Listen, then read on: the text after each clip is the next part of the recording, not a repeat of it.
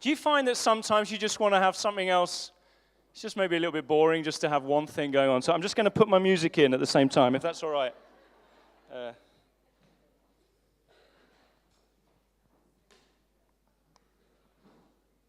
Just listening to a guy called Mark Jones. I don't know if you...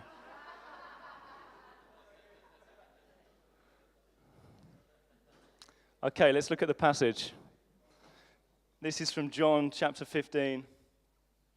This is to my Father's glory that you bear much fruit, showing yourself to be my disciples. As the Father has loved me, so have I loved you. Now remain in my love. If you keep my commands, you will remain in my love, just as I have kept my Father's commands and remain in his love.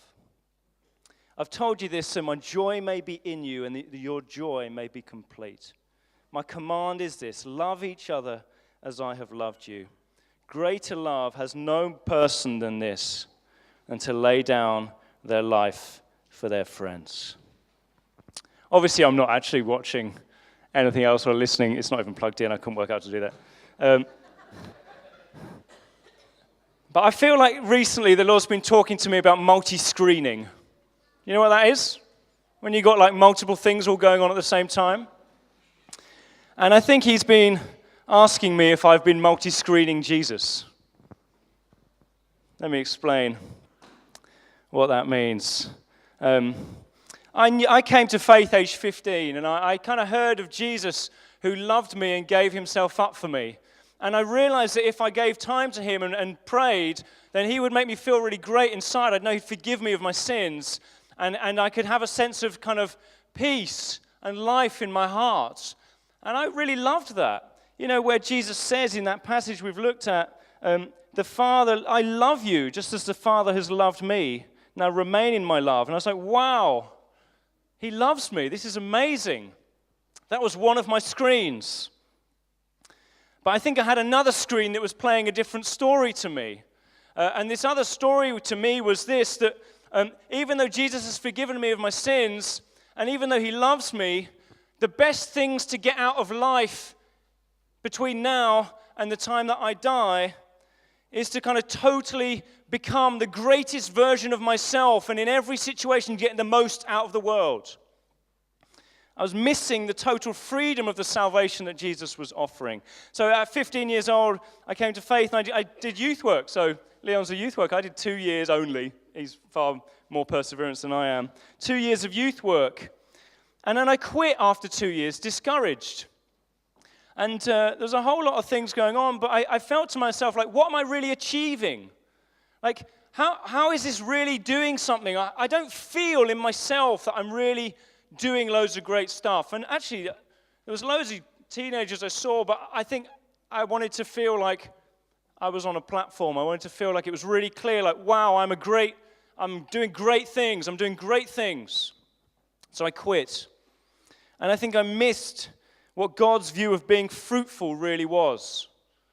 I think in my mind, I thought being fruitful, having a great life, was having loads of people tell me how great I was.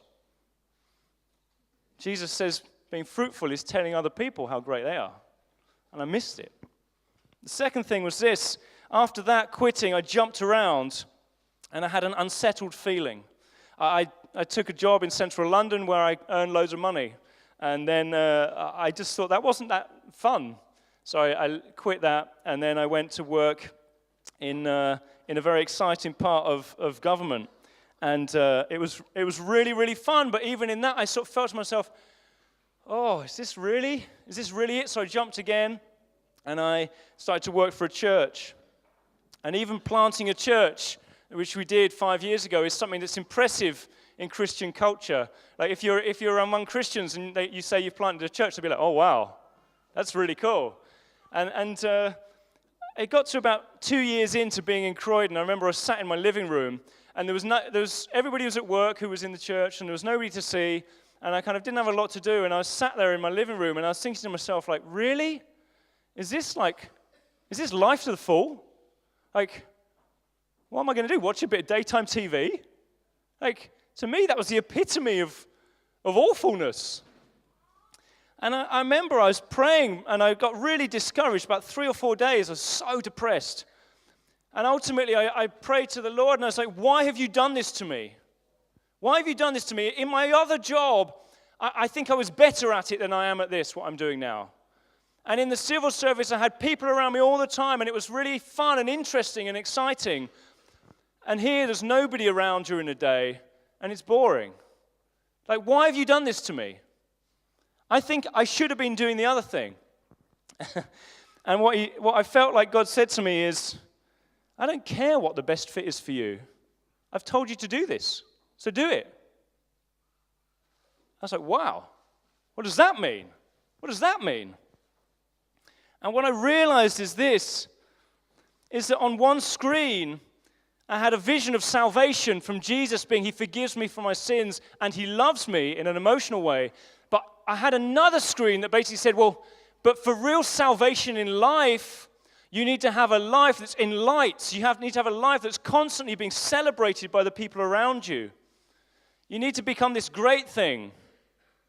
And I realized, actually, wow, I've been multi-screening Jesus. I've been holding these two different images, these two different messages, and sometimes I'll look at one, and sometimes I'll look at another. And what I hope today is that some of us, we're going to identify, I've got a screen here that's telling me what I need to achieve in life is fame or power, or for me to become the greatest version of myself.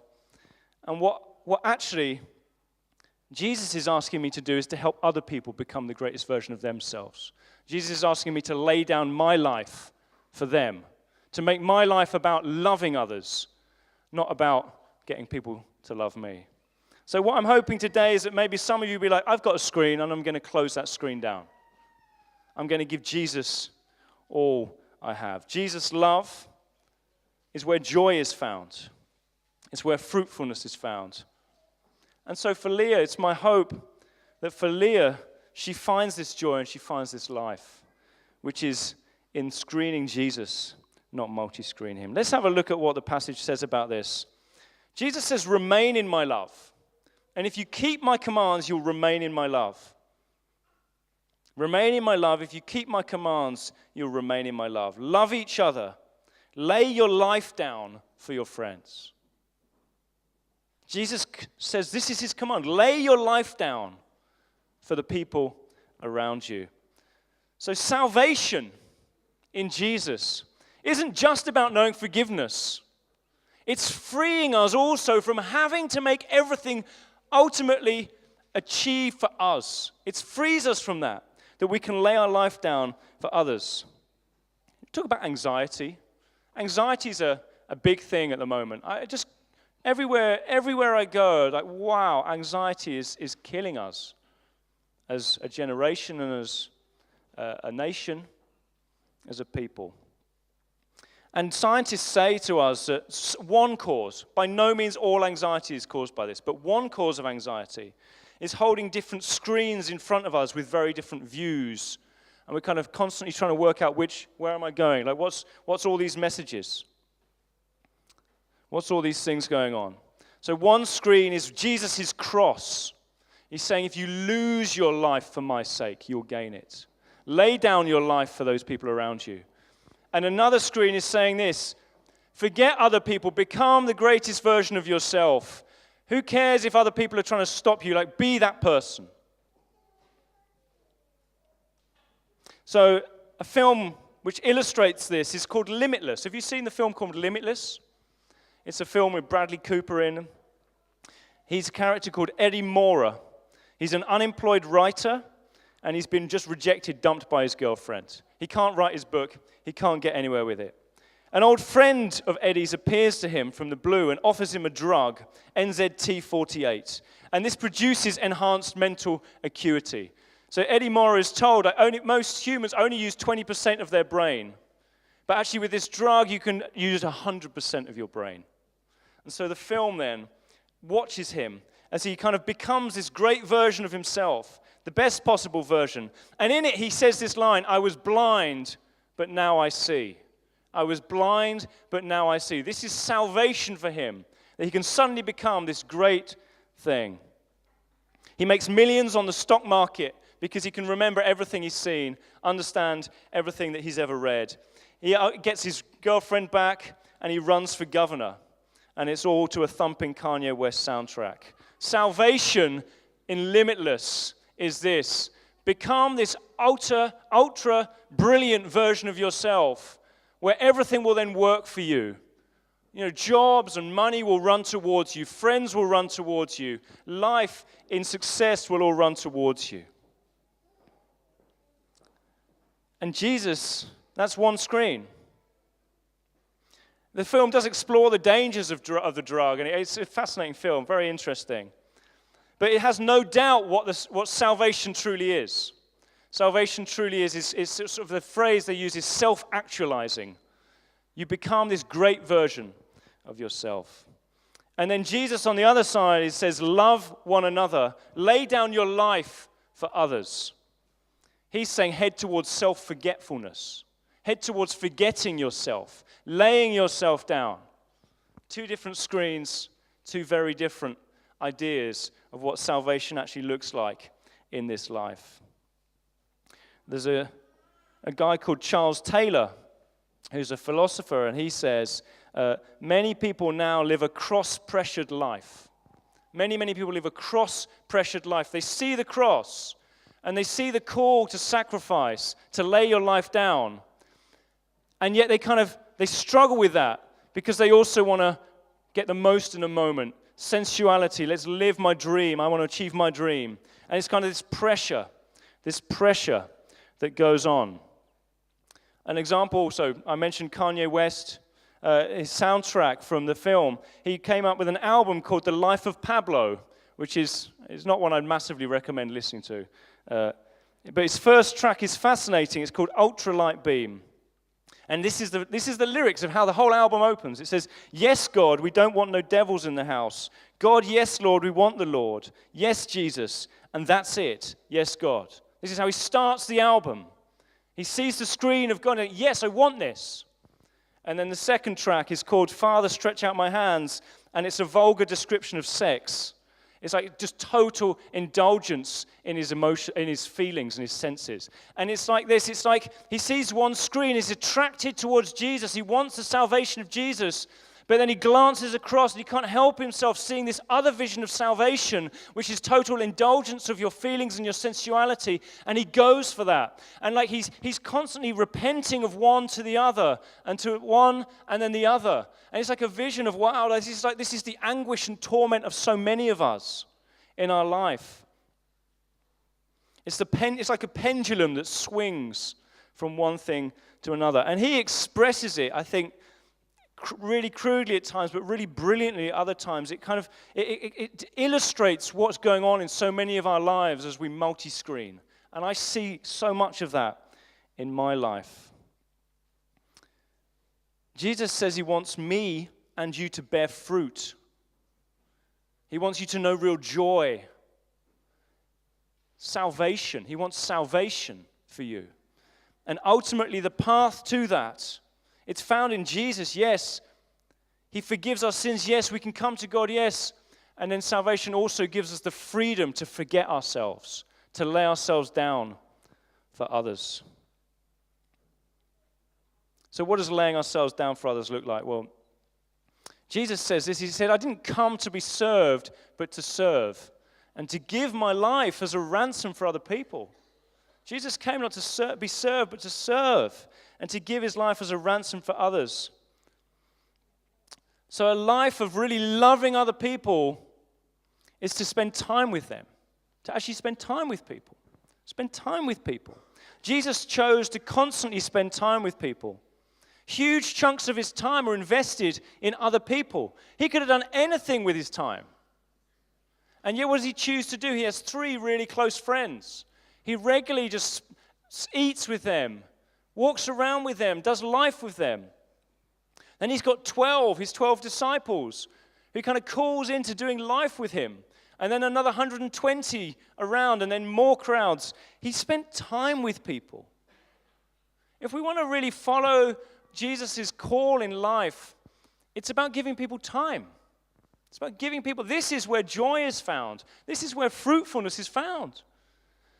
Not necessarily in always pursuing, hey, this is going to be great for me, But, oh no, I'm going to choose to spend time with these people just to love them, just to love them. For most of us, we're at work most of the week. And in our workplace, we can be all kind of fixated on, well, maybe I'll get promotion. If I do this, this will work for me and I can achieve my goals in this way. Or we could say, I'm going to be present for my colleagues. I'm going to be somebody who's really present. I'm going to give them attention. I'm going to look at them. I'm going to listen to them. I'm going to care for them. That's the Jesus way. That's the Jesus road. At home, it's so easy to get home, isn't it? You kind of get home and you're tired and you've got this TV show you want to watch and you've got these things you want to do and you've got jobs, all these kind of things going on. And it's so easy to be like, okay, I need to get this, I need to get that. This is what I need to get done. And the Jesus way is to say this, let me just look at the people in my house who live with me. Let me give them attention. Let me give them value. Let me honor them and see them and say, I'm going to choose to give you attention. I'm not just going to leave all my jobs, but I'm going to focus on you and give you focus, give you love. At church, time with people at church. Jesus has looked at the 12. They were his early church. He called them his church. And he said, you love one another. Love one another. And so often I think we go to church and we think, well, the last people who are easy to love are the other people in church. I mean, they're so annoying. Or they're different from me and I don't know them. Do you know what? If you feel that way, I think you've got there's a lot in that, which is what Jesus felt about the disciples. Have you read through some of the things he said about the 12 disciples? It's just a list of some of the things he said about the 12 disciples. He said this, how long must I put up with you? How long must I put up with you? He said this, do you still not understand? Do you still not understand? He says this, why are you guys arguing about that? Why are you arguing about that? Have you ever said that to other people? You're like, oh, why are you arguing about that? And then they go off one time and they think they've done a really great job. And we're like, hey, we've seen loads of people respond, Jesus. Woohoo! Like, this is amazing. And he's like, oh, don't celebrate that. Celebrate that your names are written in the book. He's like, stop, you're celebrating the wrong stuff. Salvation, true joy, is found in the midst of relational conflict and challenge, not by leaving it behind, not by walking away from relational difficulties. Jesus says this to his disciples, can't you even stay awake like a little bit longer?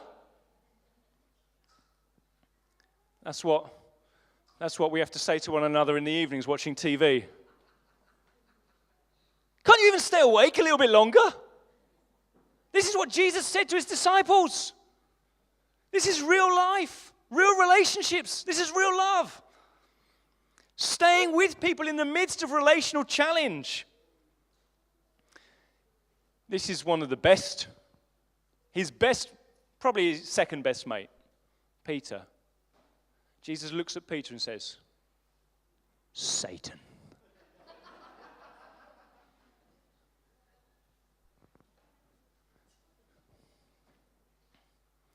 And then he says, you're all going to abandon me. You're all going to abandon me.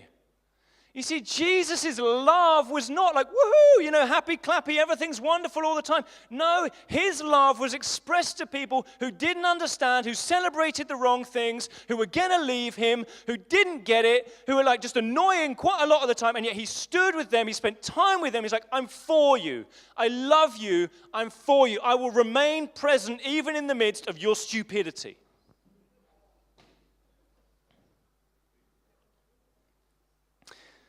So for us, if we really want to find true joy and true salvation, let's switch off the screen that says this. If somebody annoys you, defriend them. If somebody says something that's not quite perfect, you don't want to spend any more time with them. Let's switch that screen off. Instead, let's switch on the screen that says, I will be faithful. I will stay with you even when you don't deserve it. I will love you and be kind to you even when you're being awful towards me. Let's have that screen. It's a freedom and it's joy of self-giving love. And as parents, train Leah in this. That she can stand and love even when she's getting back hate. That she can stand and be kind even when she's getting abuse. That she can remain fixed and unmoving when everybody else is constantly changing. Train her parents, train kids in that. Aunts and uncles, help your nephews and nieces with that. Help your friends with that. Be that person. Be that Jesus person who lays down your life for your friends. Now, I know what many of you will be thinking. A life of self-giving love. A life of self-giving love. To really follow Jesus. To really become this person who follows Jesus in all of life. That's a bit hard. That's a bit hard. I'm not sure I can do that. I've sat opposite so many people, and they're saying, I'm going through a really hard time at the moment, I just need to step back. Have you been with people like that? They say, I'm going through a really tough time, I just need some time on my own, just need some time out. I'm not going to be around for a while, I'll be away for I don't know, a period of time, few months, few weeks, I'm not sure. And what I'll say to these people is do you know what? Don't retreat, press in.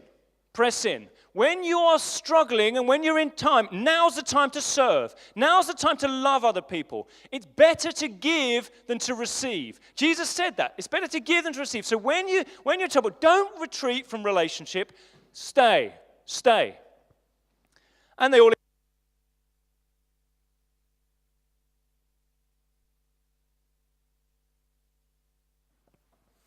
ignore me. And I think I've probably said it badly. But do you know what? The truth of Jesus' call to life and salvation is that you don't just retreat, I just need to retreat and be. I'm not talking about carrying on everything, of course not. But we still remain committed to loving other people, to serving, to giving. And I think a reason, I've been thinking about this a lot, why do people so often ignore me when I say actually continue to press in, continue to give, continue to love? Don't just retreat. I think it's because they think of themselves as not being able to do it. They think this is too much for me. I can't do this. I'm going to show you a picture, hopefully. Click. Can you see? Can you see that? It's a bit light, isn't it? Could somebody just close those curtains? Just those ones there. It's just the pulley there. Thanks, Dillish. Yeah, just pull that pulley. That's it. Can you see this? Can you see that? Some of you are thinking this is my best ever week at church. Look at that lovely dog. Oh, they're like, this is like, for you, this is like Jesus has returned. Oh, a lovely dog. This is our dog, Fizz, who lives in our house. For others of you, this is like, get that thing off that screen. What is that doing in church? I grew up with dogs. And I naturally find myself loving the dog, Fizz. We had Springer Spaniels. She's a black Labrador. My wife didn't grow up with dogs. And she tries. But quite often I'll come home and they'll be like, that dog has rolling poo.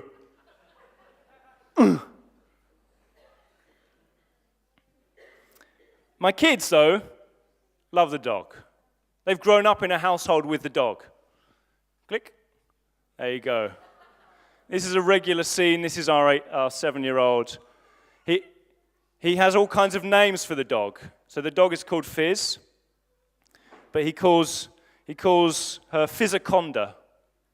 Fizzaconda. When we were watching the World Cup, we were watching the football, and he said, "Oh, it's Dog Ronaldo," and in his mind, Fizz is on the pitch, playing in the football match.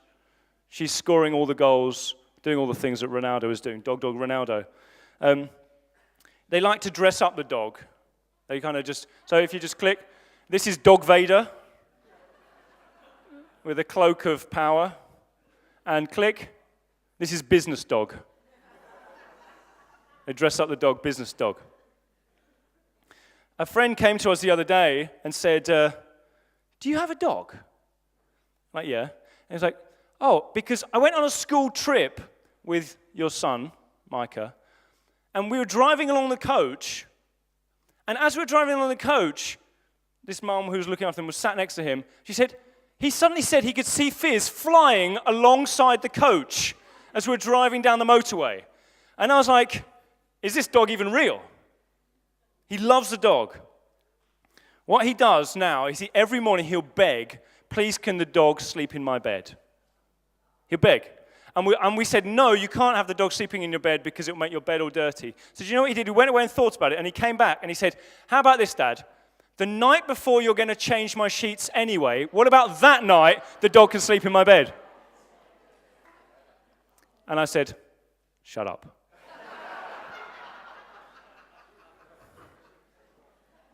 Some of us love dogs, but I know from experience, many of you come around to our house and you do not love the dog. You're like my wife, but more. The dog smells. It smells. This dog's breath smells. It's dropping hair all over me. Look at the dog. I've got my clothes. I've got hair all over me from this dog. It might bite me. You don't like the dog. And some of us feel like, okay, the dog is like Jesus. It's like his life of self-giving love. It's for some people, they like that. They're naturally given to that. They grew up in a place where there was self-giving love demonstrated. They can do that. I didn't grow up in that kind of house. I don't even really smells a bit. To lay down my life for other people, it feels like I'm going to get dirty if I do that. I don't really like the idea of that. We kind of feel like we look at ourselves, and so when I say to this person so opposite me, why don't you lay down your life for other people, even in the midst of your challenge, they kind of smile, but then they walk away and think, well, that's all right for him, he's a dog person, but I'm not a dog person, that's not going to be okay for me. It doesn't fit with me. Well, let me tell you something. Just click onto the next. You've got it wrong. Because you're the dog. You're the dog. And you have been brought... You're not. Hold on. We need some spiritual discipline administered here. Where's Gordon?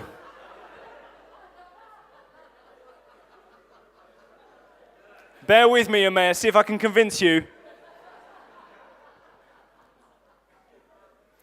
You see, the dog came into our house, was adopted into our house, and the son of the house loves this dog, goes on and on about this dog, doesn't care about the dirt of the dog, doesn't care about the smell of the dog. The son of the house wants the dog all the time with him. The son of the house talks to the father of the house about how amazing this dog is. He says, come on, let me love this dog. Let's love this dog. Let's take this dog everywhere we go. And the dog is just a natural giver of love. It's a giver of kindness because that's what dogs do. You're the dog. You're not the one who's deciding, do I love this? No, Jesus has chosen you. He's chosen you. And he's appointed you to be a person who loves others. It's not, is this the kind of person you are? So often we look at our own self. We look at our own human nature. We say, this is not who I am. I can't serve other people. And the Holy Spirit and Jesus and the Father are all going, no, but look, you're a new creation now. You've been adopted into my household, a household of love. You've been filled with the Spirit of love. Do you not know you can't do it in your own strength, but lean on my strength. Rest in my Spirit. Know that I'm with you. I've got my arm around you all the time. You can lay down your life for others. This is salvation.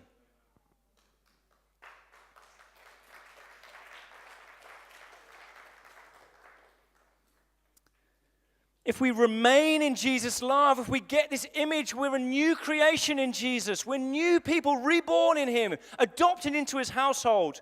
Then we can live this life of love. And for some of us, the screen we need to turn off in our lives is the screen of who we used to be, who everyone else has said we were.